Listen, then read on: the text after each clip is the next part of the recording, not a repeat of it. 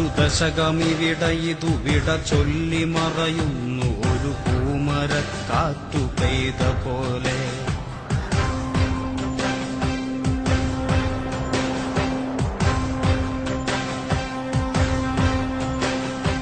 ഒരു ദശകമിവിടയിതു വിട ചൊല്ലി മറയുന്നു ഒരു പൂമരക്കാറ്റു പെയ്ത പോലെ. നിറയെ ചുവന്ന പൂക്കൾ, പാതയിൽ സമരങ്ങൾ തൻ മുദ്രകൾ. നിറയെ ചുവന്ന പൂക്കൾ, പാതയിൽ സമരങ്ങൾ തൻ മുദ്രകൾ.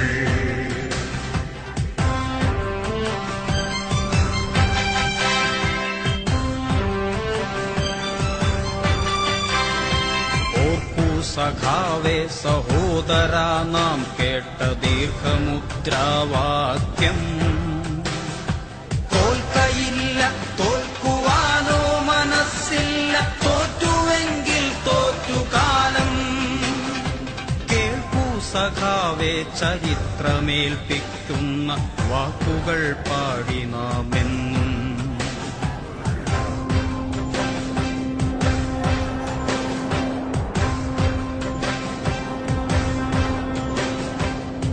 ദശകമിവിടയിതു വിട ചൊല്ലി മറയുന്നു ഒരു പൂമരക്കാറ്റു പെയ്ത പോലെ. നിറയെ ചുവന്ന പൂക്കൾ, പാതയിൽ സമരങ്ങൾ തൻ മുദ്രകൾ.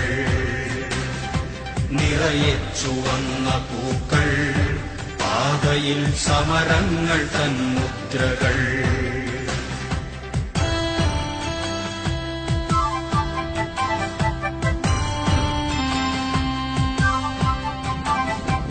ഒരു വരൾ മണ്ണിലൊരു ഹരിതവരമായി നാം വിളയിച്ചു വിജ്ഞാനഭൂമി.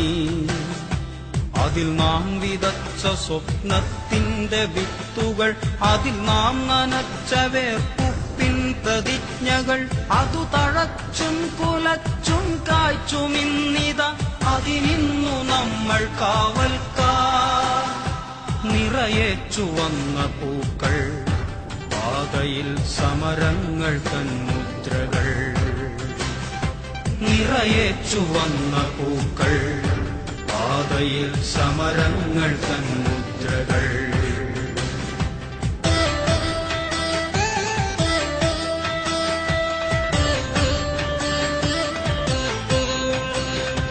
അഴിമതി മതം പൂണ്ടൊരൈരാവതങ്ങളെ അടിപെടുത്താനിതൊരു തുടലായി.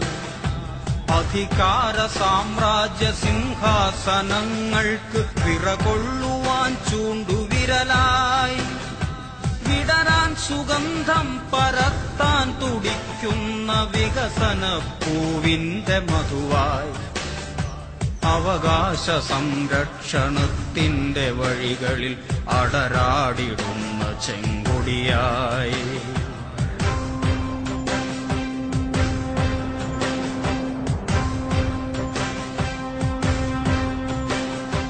ഒരു ദശകമിവിടയിതു വിട ചൊല്ലി മറയുന്നു ഒരു പൂമരക്കാറ്റു പെയ്ത പോലെ. നിറയെ ചുവന്ന പൂക്കൾ, പാതയിൽ സമരങ്ങൾ തൻ മുദ്രകൾ. നിറയെ ചുവന്ന പൂക്കൾ, പാതയിൽ സമരങ്ങൾ തൻ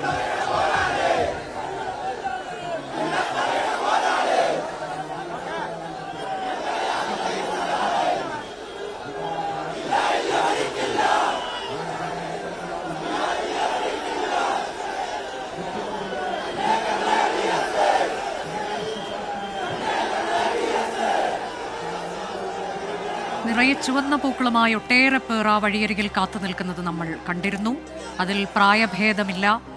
സ്ത്രീകളും കുട്ടികളും പുരുഷന്മാരും എല്ലാവരും ഒരുപോലെ നിൽക്കുകയാണ് തങ്ങളുടെ ഏറ്റവും പ്രിയപ്പെട്ട നേതാവിനെ അവസാനമായി കാണുന്നതിന് വേണ്ടി. VS എന്ന രണ്ടക്ഷരം മലയാളിക്ക് അത്രമേൽ പ്രിയപ്പെട്ടതാണ്. അത് പോരാട്ടത്തിന്റെ പര്യായമാണ്. നാടുവാഴിത്തത്തിനെതിരായ സമരത്തിൽ തുടങ്ങി കർഷകർക്കും തൊഴിലാളി വർഗത്തിനും വേണ്ടി, പിന്നീട് പരിസ്ഥിതിക്കും സ്ത്രീ സമത്വത്തിനുമൊക്കെയുള്ള പോരാട്ടമായി അത് മാറ്റി. അത് മാറി 8 പതിറ്റാണ്ട് കാലം ആ തരത്തിലേക്കൊരു പോരാട്ടം കാഴ്ചവെച്ച നേതാവ് എല്ലാ പോരാട്ടങ്ങളും അവസാനിപ്പിച്ച് മടങ്ങുകയാണ്. തൻ്റെ ജന്മഭൂമിയിലേക്ക് അദ്ദേഹം മടങ്ങുമ്പോൾ അദ്ദേഹത്തിന് യാത്രയയപ്പ് നൽകാൻ ഒട്ടേറെ പേരെ നമുക്ക് കാണാൻ കഴിയുന്നുണ്ട്. മുദ്രാവാക്യം മുഴക്കി, മുഷ്ടി ചുരുട്ടി മുദ്രാവാക്യം മുഴക്കി. പക്ഷേ ഇപ്പോൾ അത് കാണാൻ വി.എസ്. അച്യുതാനന്ദനില്ല. കണ്ണേ കരളെ എന്ന് വിളിക്കുമ്പോൾ ഒരു ചെറുപുഞ്ചിരിയോടെ തിരികെ അണികളെ അഭിവാദ്യം ചെയ്യുന്ന ആ ജനനായകനെ അല്ല നമുക്കിപ്പോൾ കാണാൻ കഴിയുന്ന. അദ്ദേഹം ചലനമില്ലാതെ കിടക്കുകയാണ്. തിരുവനന്തപുരത്തോട് യാത്ര പറയുകയാണ് വി.എസ്. അച്യുതാനന്ദൻ.